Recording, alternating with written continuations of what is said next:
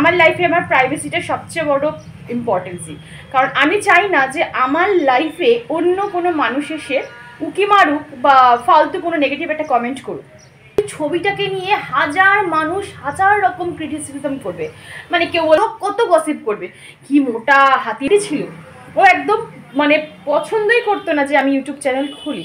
আমাকে বলেছে, মা তুমি প্লিজ ব্লগিং করা ছেড়ে দেবো, এই নয় যে আমাকে করতেই হবে blog. Good morning everyone, welcome to my channel. আমি শর্মিষ্ঠা। আশা করি আমার সকল বন্ধুরা অনেক অনেক ভালো আছো আর সুস্থ আছো। আজকে হচ্ছে রবিবার অনেক সকাল সকাল আজকে আমি ভিডিওটা কিন্তু শুরু করে দিলাম। এখন থেকে ভিডিওটা স্টার্ট করলেও আমি কিন্তু ঘুম থেকে অনেক তাড়াতাড়ি উঠে গেছি, কারণ রবিবার দিন আমার মেয়ের একটু আর্লি কোচিং সেন্টার থাকে, তো পড়তে যাবে, ওখানে উঠে গেছে। এবার আমি ওর জন্য ব্রেকফাস্ট বানাতে এসেছি। আমার মেয়ে কোনো দিনও সকাল সকাল হেভি কিছু খেতে পারে না, ওই স্মুদি টাইপের কিছু করে দিলে সেই স্মুদিটা খেয়ে কিন্তু ও পড়তে চলে যায়। তো চলো আগে আমি তাড়াতাড়ি করে ওকে ব্রেকফাস্টটা করে রেডি করে দিই, তারপর মেয়ে দুগ্গা দুগ্গা করুক, তারপর তোমাদের সাথে জমিয়ে গল্প হচ্ছে আজকে।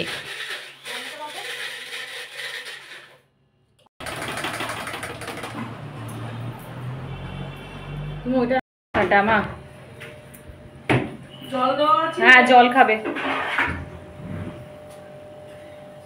আস্তে আস্তে ফোনটা না পড়ে যায়, পকেটে নিয়ে নাও। দুগ্গা দুগ্গা দুগ্গা দুগ্গা দুগ্গা। টাটা বাবা। এখন ঘড়িতে বাজে ওই 8টা 10-15, আর দেখো ওয়েদার দেখে কি বুঝবে, এটা ঠান্ডা ঠান্ডা হাওয়া দিচ্ছে আর মনে হচ্ছে পুরো মেঘ, সেই বর্ষাকালের যে ওয়েদারটা ঠিক সেরকম স্যাঁতস্যাঁতে ওয়েদার, জানো ভালো লাগছে বেশ ওয়েদারটা। মনে হচ্ছে এইবারে শীতটা একটু তাড়াতাড়ি পড়বে, পুরো মেঘলা ওয়েদার একদম। চলো এখনো বেরোয়নি বোধহয়। দুগ্গা দুগ্গা দুগ্গা দুগ্গা। এখানে দেখো এই নয়নতারাগুলো, এগুলো চারা গাছ থেকে হয়েছে জানো, মানে মাদার প্লান্ট, এই যে বললাম না মাদার প্লান্টটা মরে গেছে, দেখো মরে গিয়ে এই চারা হয়ে কত বড় ফুল, মানে গাছ হয়ে ফুল দেওয়াও শুরু করে দিয়েছে। এই দেখো এই দেখো, আমি সবসময় বলি নয়নতারা গাছ যদি মরে যায় কখনো এ ফেলবে না, দেখবে ঠিক পাশ দিয়ে একটা করে চারা ঠিক উঠবে, কত ফুল ফোটে।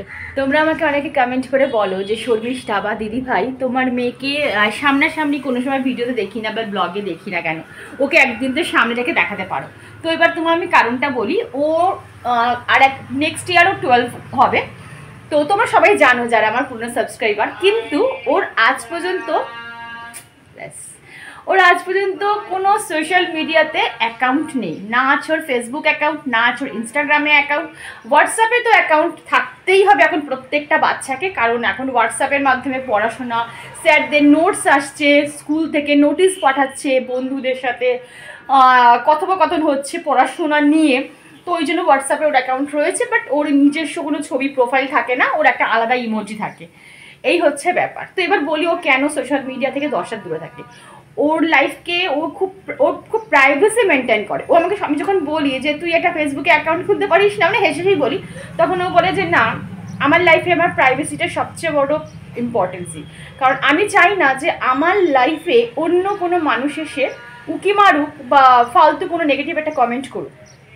আমার লাইফ আমি সেখানে পছন্দ করব, আমি কি করব না করব।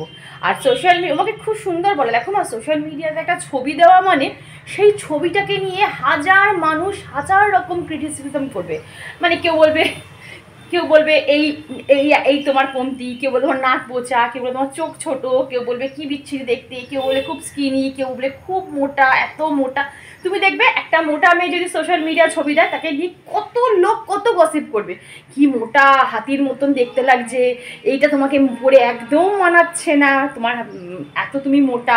আবার যারা খুব রোগা তারা যদি ছবি দেয় বলবে এত রোগা, সে মনে হবে ঝড় হলে ফু দিলে উড়ে যাবে, মানে কত কমেন্ট। এইগুলো তো মানুষকে ডিমোটিভেট করে, মানসিকভাবে তাকে বিধ্বস্ত করে। তো ওই বলেছে না মা, আমি এইসব কখনো একটা ছবি দিয়ে আমি আমার নিজেকে জাজমেন্ট করতে পারবো না। মানে এই জিনিসগুলো খুব মানি যে কখনো আমি যখন ফার্স্ট ইউটিউব চ্যানেল খুলি, ও কিন্তু পুরোপুরি অ্যান্টি ছিল, ও একদম মানে পছন্দই করতো না যে আমি ইউটিউব চ্যানেল খুলি। আমাকে বলেছে মা তুমি প্লিজ খুলো না, করো না। কিন্তু আমি এবার তোমরা তো বলে শর্মিষ্ঠা তুমি কেন করছো? দেখো আমি করছি এটা আমার ভালো লাগা, আমার টাইম পাস করতে, মানে যাতে আমি অন্য কিছুতে ডিমোটিভেট না হয়ে যাই, এই পুরনো মানে কি বলবো সময় পেলে পরনিন্দা পরচর্চা না করি, ফালতু সময়টা নষ্ট না হয়, সেই সময়টুকু আমি একটা কাজ করব। এই যে তোমাদের সাথে কথোপকথন করছি, এই যে ভিডিও করছি, নিজেকে সবসময় ব্যস্ত রাখছি এর জন্য।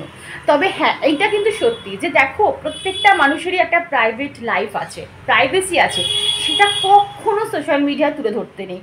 আমার লাইফেও কিন্তু অনেক প্রাইভেসি আছে, প্রাইভেট লাইফ জিনিস আছে, যেগুলো আমি কখনো সোশ্যাল মিডিয়া তুলে ধরি না। আমি সবসময় বলি আমি যেটুকু মনে করবো যে দেখানোর উচিত, যেটা দেখালে আমার বন্ধুদের হেল্প, তোমরা তো দেখো যেটুকু আমি দেখাই, কোনো ফালতু জিনিস দেখাই না, কোনো ফ্যামিলি গসিপ দেখাই না, কোনো ঝগড়া অশান্তি দেখাই না, কোনো পরনিন্দা পরচর্চা দেখাই না। যেটুকু দেখাই আমি পজিটিভ জিনিস দেখাই, যেটা দেখলে তোমাদের মন মানে ভালো থাকবে, তোমরা একটা এনার্জি পাবে, তোমরা নিজেরাই কমেন্ট করে বলো। তো এই হচ্ছে, কিন্তু কিছু কিছু মানুষ আছে যেগুলো সোশ্যাল মিডিয়ায় এত নেগেটিভিটি ছড়ায়, আমার বিশেষ করে আমার পার্সোনালি একদমই অপছন্দের জিনিস। তো এই হচ্ছে ব্যাপার। আমি কোনো সময় আমি দেখো ইনকামটা তো আছেই, ওটা তো প্লাস পয়েন্ট, তা সত্ত্বেও আমার একটাও টাইম পাস। এবার যদি দেখছি যে না আমি টাইম পাচ্ছি না, তাহলে আমি ব্লগিং করা ছেড়ে দেবো। এই নয় যে আমাকে করতেই হবে ব্লগিংটা, এই হচ্ছে ব্যাপার।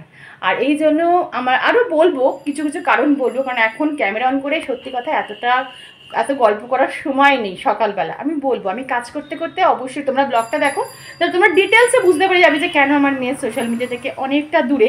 আর সোশ্যাল মিডিয়া থেকে দূরে থাকলে তোমাদের যে কত উপকার হবে সেটাও তোমরা এই ব্লগে জানতে পারবে। চলো দেখতে থাকো ব্লগটা।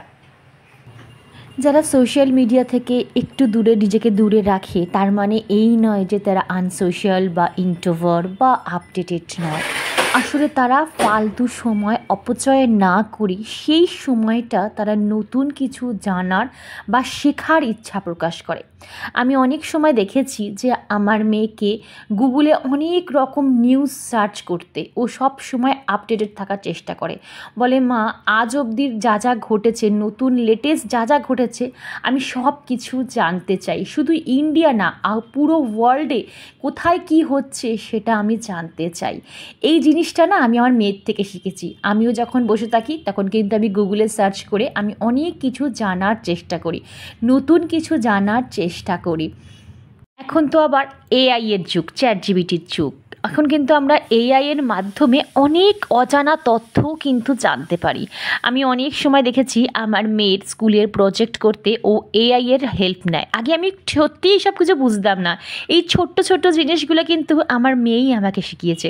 এখন আমিও কিন্তু আমার জীবনের অনেক প্রবলেম আমি কিন্তু এআই এর মাধ্যমে সলভ করে ফেলি, মানে অনেক ছোটো ছোটো প্রবলেমগুলো। তোমরা জানো আমি কিন্তু ঘর সাজানোর অনেক আইডিয়া কিন্তু এআই থেকে পেয়েছি, আর এগুলো সব শিখিয়েছে আমার মেয়ে। আমি বলি না বন্ধুরা যে শেখার কোনো বয়স হয় না, শিখতে গেলে মাথা নিচু করেও কিন্তু শিখতে হয়। আমি কখনোই বলছি না যে তোমরা সবাই সোশ্যাল মিডিয়া দেখা ছেড়ে দাও, একদম দেখোই না। আমি নিজে দেখি, আমি তোমাদের কেন বারণ করব। তবে হ্যাঁ, যে জিনিসগুলো দেখলে তোমাদের উপকারে আসে, তোমরা মোটিভেট হও বা তোমাদের দেখলে তোমরা কিছু শিখতে পারো, নতুন কিছু শিখতে পারো, সেই জিনিসগুলো তোমরা অবশ্যই দেখবে। আর যে জিনিসগুলো দেখলে তোমাদের মন খারাপ হয়, ডিমোটিভেট হয়, ফালতু অনেক জিনিস সোশ্যাল মিডিয়ায় কিন্তু আমাদের চোখের সামনে ঘোরাফেরা করে। আমি বলবো তোমরা সেই সময়টা অপচয় না করে নতুন কিছু স্কিল শেখার চেষ্টা করো। জানো তো বন্ধুরা, যারা সোশ্যাল মিডিয়াতে খুব বেশি অ্যাক্টিভ থাকে তাদের 99% জীবন কাহিনী কিন্তু অন্য মানুষরা জেনে যায়, ফলে খুব তাড়াতাড়ি কিন্তু তারা মানুষদের কাছে খুব কমন হয়ে যায়। কিন্তু যারা সোশ্যাল মিডিয়া থেকে অনেক অনেক বেশি দূরে থাকে তাদের জীবন কাহিনী জানতে কিন্তু অন্য মানুষরা বেশি আগ্রহী হয়।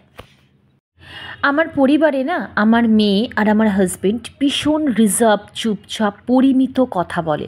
কিন্তু ওরা যখন কথা বলে না বন্ধুরা, আমি দেখেছি আদার্স মানুষরা খুব ধ্যান দিয়ে তাদের কথাগুলো শোনে, কারণ তারা জানে যে এই মানুষগুলো যখন কোনো কথা বলবে তখন ভেবে চিন্তে কথা বলবে, কোনো লুজ টক তারা করবে না।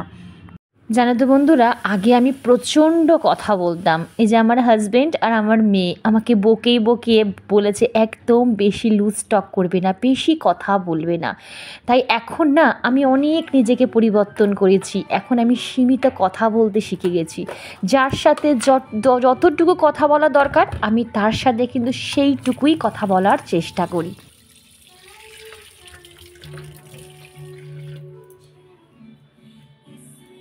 তো এই তো দেখলে যে ফ্রিজ থেকে মাছগুলো বার করে একটু জলে ভিজিয়ে রেখে দিলাম, কারণ একদম ঠান্ডা বরফ হয়ে গেছে। আর এখানে হাজব্যান্ড চলে এসছে, ওকে টিফিনটাও দিয়ে দিলাম। টিফিন আজকে তেমন কিছু করিনি, জানো তো আমার পেটটা এমনি কদিন ধরে ভীষণ ভার ভার লাগছে। তো বেশি কিছু খেলে না আরও বেশি পেট ফুলে যাচ্ছে, তখন আমি লাঞ্চটা ঠিকঠাকভাবে করতে পারছি না। তো হাজব্যান্ড বললো থাক আজকে আর কিছু করতে হবে না, আমাকে একটু ফল দিও, আমি ফল দিয়ে ব্রেকফাস্টটা করে নেব। আমি একদম অল্পই চা নিয়েছি, আর এটা মায়ের চা।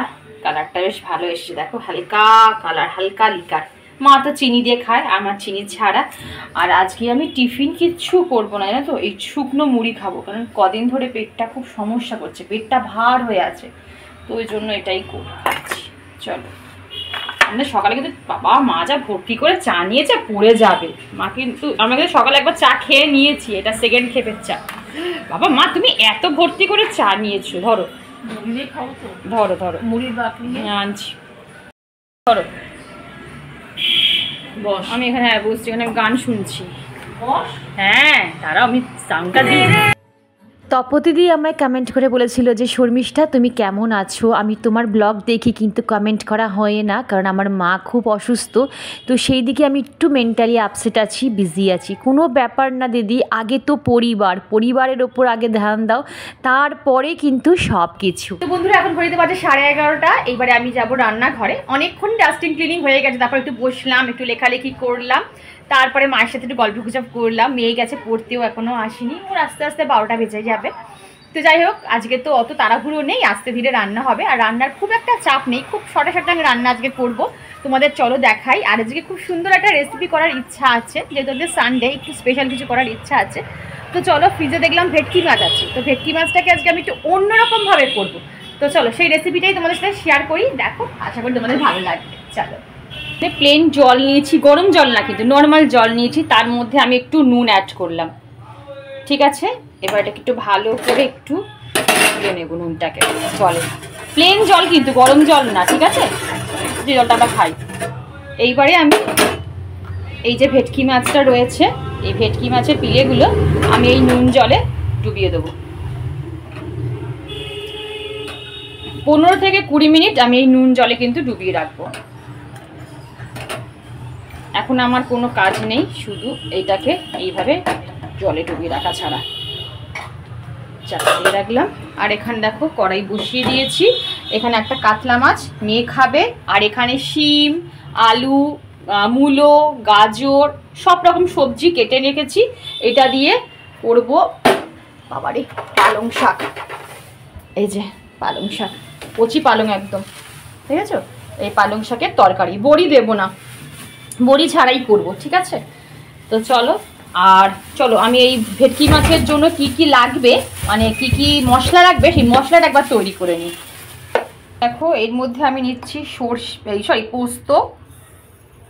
পোস্তটা একটু বেশি করেই নিচ্ছি, যেহেতু অনেকটা মাছ রয়েছে। নেব সাদা সর্ষে,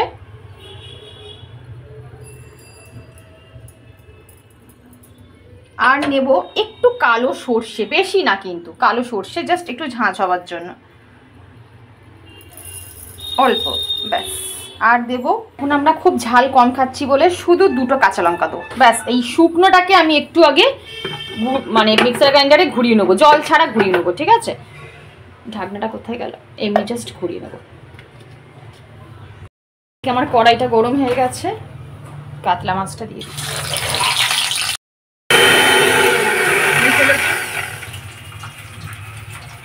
এই দেখো, এবার একটু জল দেওয়ার মধ্যে মৌটুসি আমায় কমেন্ট করে বলেছিল যে শর্মিষ্ঠা তোমার কিন্তু অনেক ধৈর্য, আমি দেখি মাঝে মাঝে তুমি তোমার মেয়ের জন্য আবার আলাদা আলাদা করে একটু একটু করে রান্না করো। হ্যাঁ গো বন্ধু, আমরা তো মা, আমাদের তো ধৈর্যটাই হচ্ছে আসল হাতিয়ার, তাই না?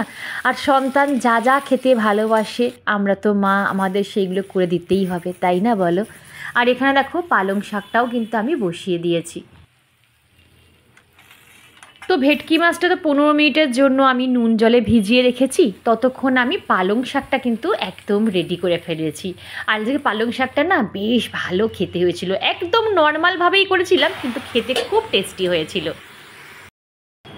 এটা কিন্তু অনেকক্ষণ ধরে, এবার দেখো এরকম আটটা উপরে তোলো মা, তাহলে দেখো না এইভাবে চেপে চেপে যতটা পারবে জল বার করে নেবে, একদম চেপে চেপে, একদম চেপে চেপে এইভাবে একটা একটা করে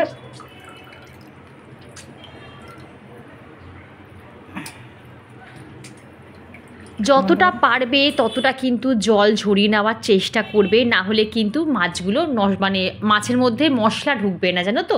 আর এখন আমি এর মধ্যে একটু হলুদ আর গোলমরিচ অ্যাড করব, তবে নুন কিন্তু দেবো না, কারণ নুন দিয়ে আমি অলরেডি কিন্তু ভিজিয়ে রেখে দিয়েছিলাম। তারপরে গোলমরিচ হলুদ দিয়ে ভালো করে মাছটাকে মাখিয়ে নিলাম। আর ওদিকে তো আমি বাটা রেখেছিলাম, সর্ষে পোস্ত কাঁচা লঙ্কা বাটা রেখেছিলাম, সেই বাটাটা কিন্তু এর মধ্যে ভালো করে দিয়ে একটু হাত দিয়ে সব কটা মাছের মধ্যে মানে মাছ মেখে নিচ্ছি, যাতে প্রত্যেকটা মাছের মধ্যে ইকুয়ালি মশলাগুলো ঢুকে যায়। আগে না আমি ভেটকি মাছ একদম খেতামই না, জানো তো, কিন্তু ওই হাজব্যান্ড বলে বলে খাবে না কেন, খেয়ে দেখো, এখন বেশ কিন্তু ভেটকি মাছ খেতে আমার ভালোই লাগে, কাটা নেই তো, খুব সুন্দর লাগে খেতে। আর এই তো একটা টিফিন বক্সের মধ্যে মাছগুলোকে রেখে ভালো করে কাঁচা তেল, একটু বেশি করে তেলটা লাগে বুঝতেই পারছো, তেল দিয়ে তারপরে কুচনো ধনে পাতা গার্নিশিংয়ের জন্য ভালো করে দিয়ে একটা প্রেশার কুকার, তার মধ্যে একটু জলটাকে একটু প্রিহিট করে তার মধ্যে কিন্তু এরকম টিফিন বক্সটা আমি দিয়ে দিলাম। তোমরা পারলে নিচে একটা স্ট্যান্ড, হিট স্ট্যান্ডও রাখতে পারো। তারপরে এটা 2টো সিটি দেবে, 2টো সিটি দিয়ে একটু ভাপে রেখে দেবে, ব্যাস একদম তৈরি হয়ে যাবে ভেটকি মাছ ভাপা। তো মোটামুটি এটা 2টো সিটি পড়বে, তারপরে অফ করে দিয়ে ভাপে রেখে দেবো। এই যে হয়ে গেছে একদম কমপ্লিট কিন্তু। হ্যাঁ বুঝেছো? তো চলো বন্ধুরা, একটা ছোট্ট ভিডিও আছে তোমাদের সাথে শেয়ার করলাম, আশা করি ভালো লেগেছে। ভিডিওর কোনো অংশ ভালো লাগলে চ্যানেলে সাবস্ক্রাইব করে পাশে দেখো, লাইক করো, শেয়ার করো, কমেন্ট করতে একদম ভুলো না। দেখো আমার আইব্রোগুলো উঠে গেছে, দেখেছো? এই আইব্রো প্লাক করতে হবে, দিদিটাকে ফোন করতে হবে। তো যাই হোক, আর এখন ঘড়িতে বাজে 1:10, আর এই তো আমার রান্না বান্না পুরোপুরি কমপ্লিট। এই যে বললাম তো আজকে কী করলাম, মুগের ডাল করেছিলাম, পালং শাকের তরকারি করেছিলাম, আর ভেটকি মাছটা তো এইভাবে করলাম, ভাপা করলাম, ভেটকি মাছের ভাপা করলাম, আর মেয়ের জন্য কাতলা মাছ করলাম। ঠিক আছে, তো চলো আজকে আসি, আবার কাল দেখাবেন নতুন একটা ইন্টারেস্টিং ব্লগ নিয়ে। তখন সবাই খুব খুব ভালো থেকো, আর হ্যাঁ সব সময় হাসি খুশি থেকো। Tata, love you all.